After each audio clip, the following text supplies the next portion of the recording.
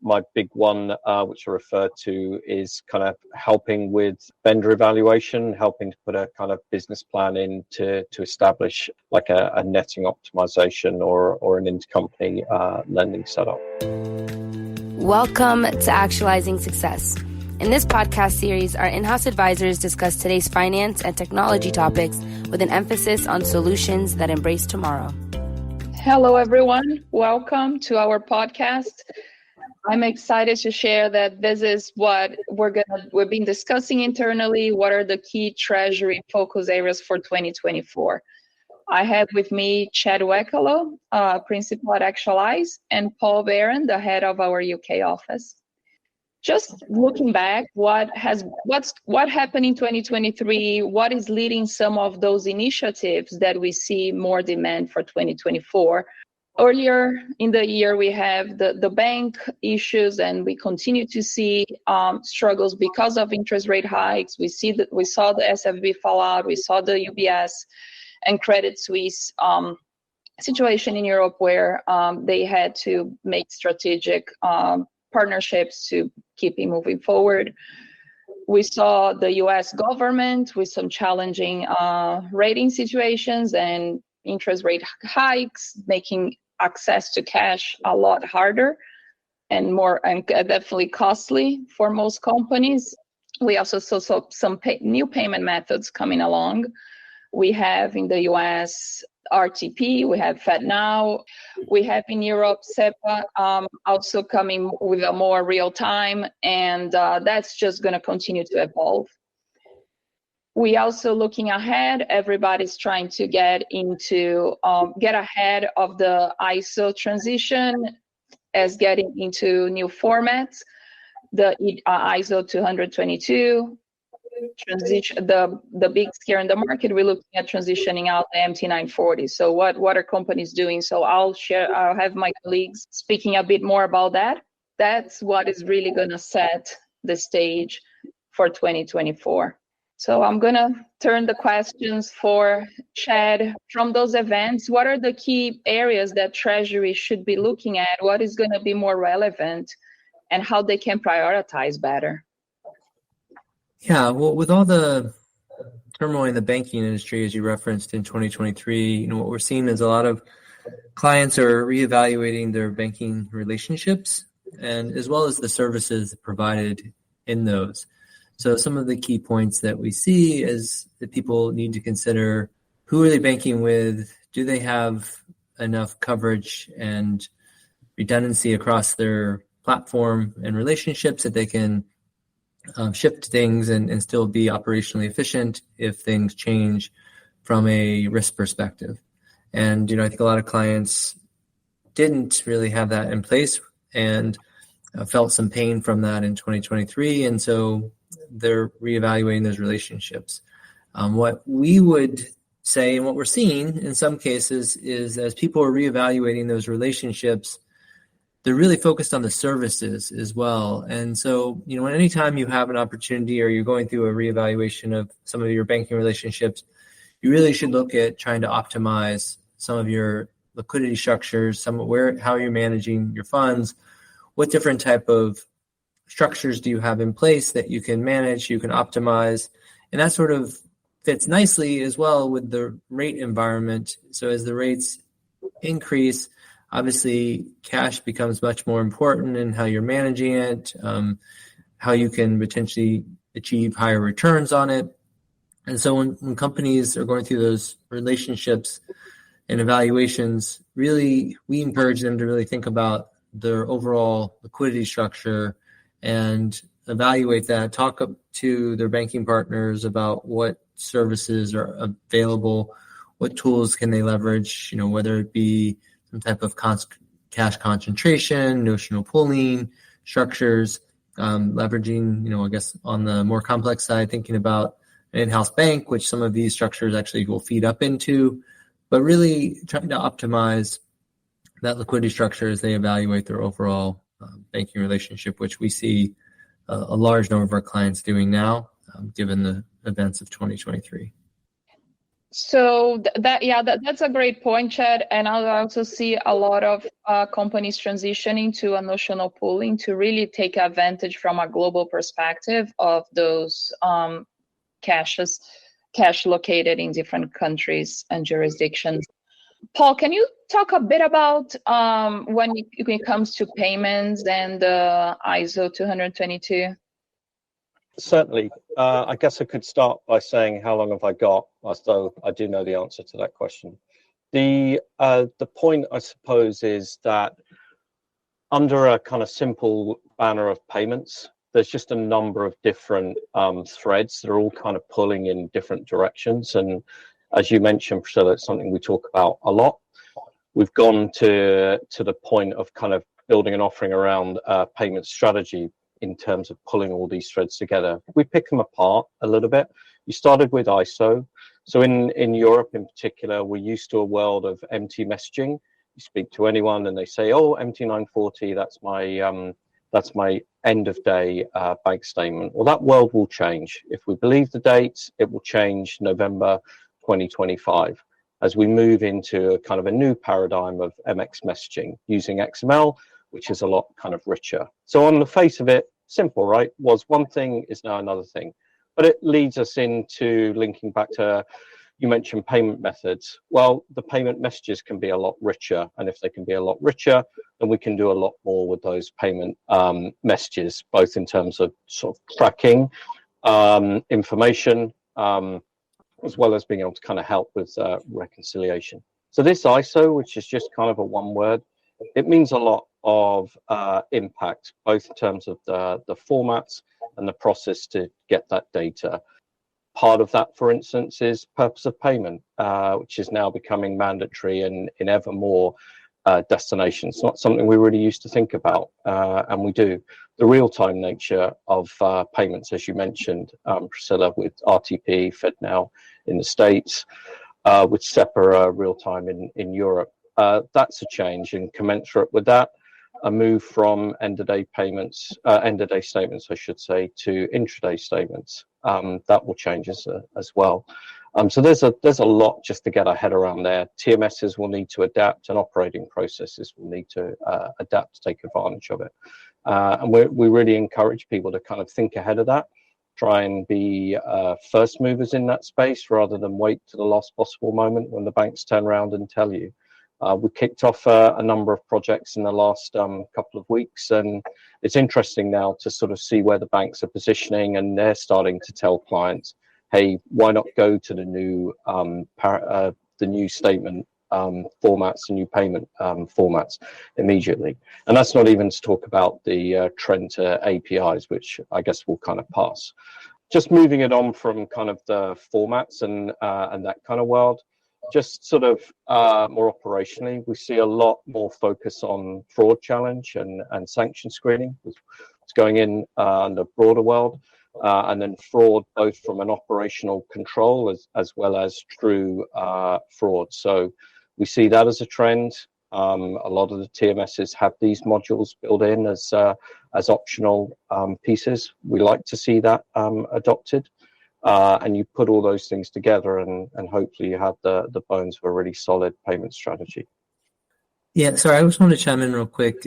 So, Paul, I know you referenced it, the 2025 date, but when we think about these type of initiatives, there's some that are optional and some that are mandatory, right? And so this is a regulatory mandatory one of those categories, right? And so it's not a matter of if, it's a matter of when do you want to take advantage of this. And as Paul mentioned, we really see some opportunities for people to be more first movers in this space and really take advantage of this early, as opposed to waiting to the closer to the mandatory date of this.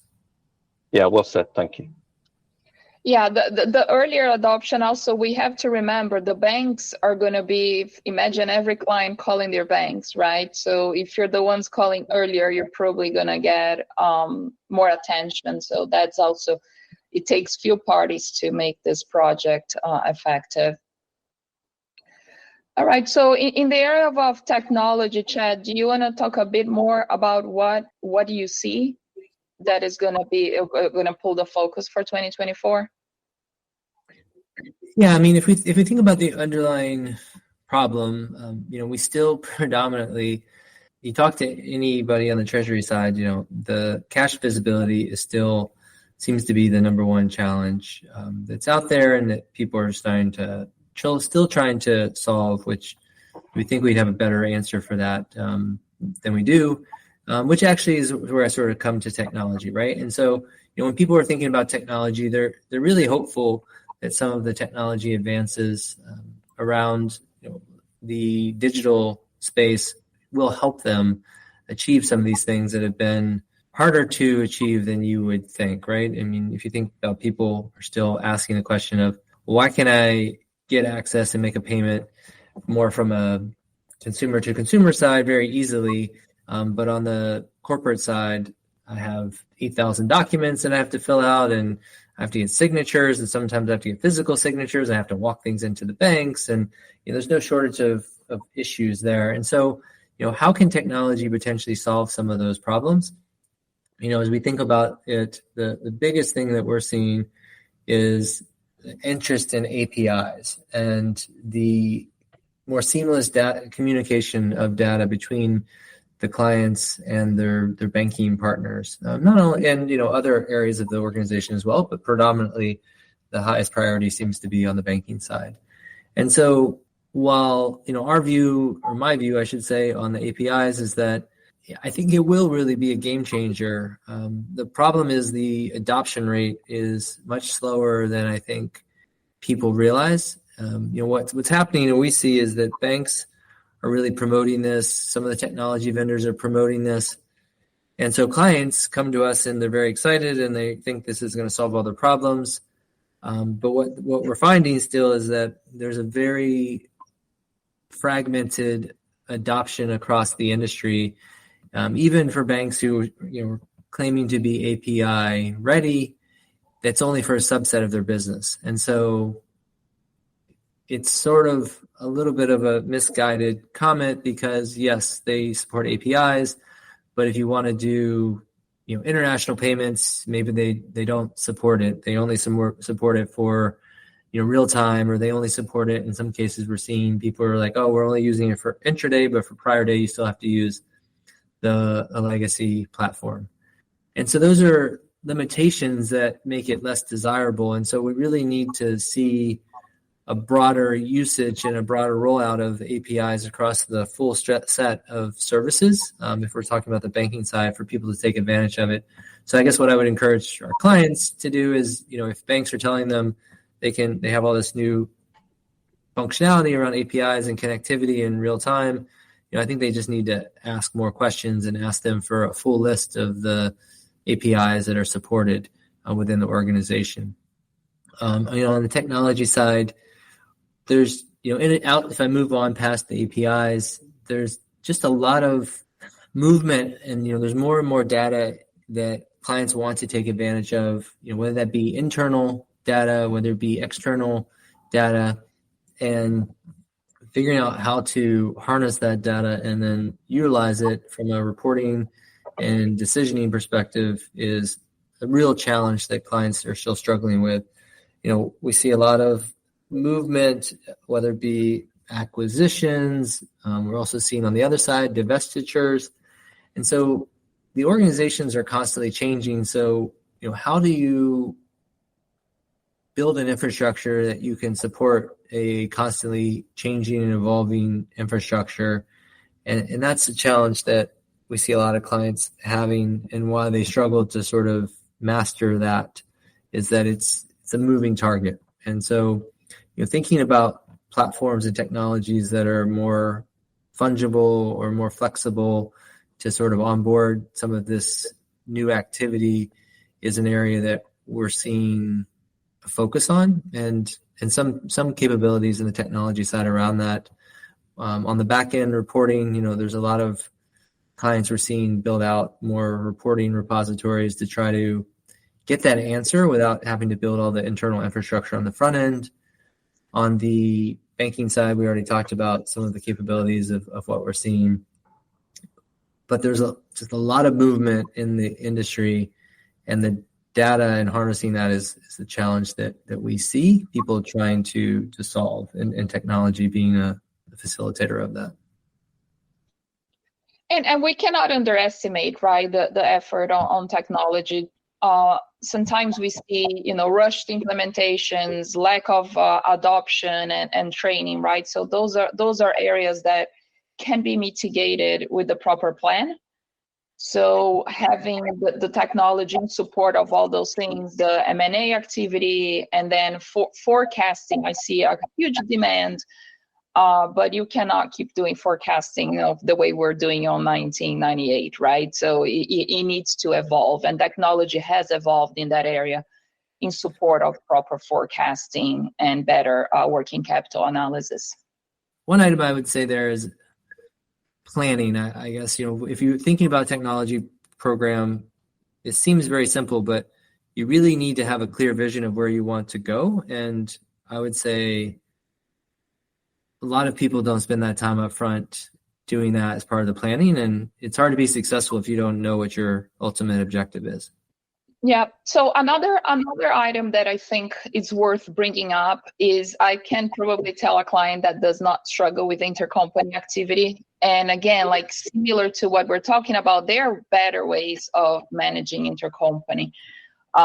You just have to have the right structure, right alignment with tax. And there is technology there, and there are processes, even banking services such as netting, that can support a little bit better your intercompany activity. So that's something I would say, let's take a look at it, especially given the merger and acquisitions, divestitures, and the process is just really painful across the board of managing intercompany. So that's another area that I think could be addressed because it is a true pain point. Paul, can you talk a little bit about turnover, which is also something that we've seen more and more? If I can just add one point on the last section, though, Priscilla, just because, as we've gone through these points, they come at sort of different, like payments is a lot regulatory driven, and it has got key. I think the point with the intercompany, and certainly with some of the conversations we're seeing recently, is this is the one area that can generate value for Treasury. If we can implement a netting solution, as much planning, as much technology as it takes, not only will it streamline process and kind of free people up, but it should actually save companies physical money in bank charges, for invoices that no longer needs to get paid. And certainly that's a trend. Within the last 2 months, I've done it 3 times with prospects of being able to put a proposal together, get that funded on the knowledge that it will pay back. So look, I think the point we're getting to, there's a lot going on. Treasury's going to have to make some decisions, but I would put a bid in for that. The turnover point, I suppose, is almost contra to that. I think post COVID and sort of departments coming back to air quotes normal processing, but with a backlog of projects that need to get done, certainly in the European market. Honestly, not a week goes by where we don't see another one of our clients pinging us and saying, hey, do you know anyone that might be interested? Because they're all looking. And I don't know that things are necessarily any different other than the kind of normal sense that treasuries are generally small departments. And, what I'm seeing is a lot of analysts taking a jump to another company in order to take a treasury manager role, or treasury managers jumping in order to get an assistant treasury role. And, there's a certain amount of that needs to just be accepted, right? If treasurers don't move on, then, there isn't that kind of internal kind of gap to allow people to kind of move up. My point, I guess, in the conversations I've had with folks is all of this project work that, we've talked about, if that can be given to folks as a way to kind of get their roles grown, allow them to kind of progress, that helps with minimizing turnover, as and the more kind of softer side of building up the right culture within the organization, try and help them develop. But yeah, it's honestly all the time, Priscilla. Turnover is a big conversation. And there comes training, right? We just need to make sure that since we cannot necessarily avoid that, we can mitigate. I think we can talk a bit about culture, but since I think onboarding and training and getting the individual up to speed, we are actually writing an article about that will coming shortly, and I encourage whoever's listening to also read that article.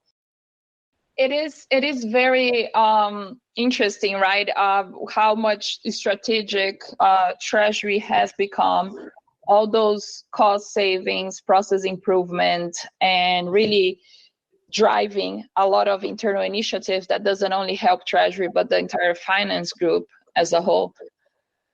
And also helps the company from mitigating risks, such as protecting from banking failures, enhancing returns from improving liquidity, access to cash, and greater returns on investment. So I'm particularly proud of the position that Treasury can take on the table.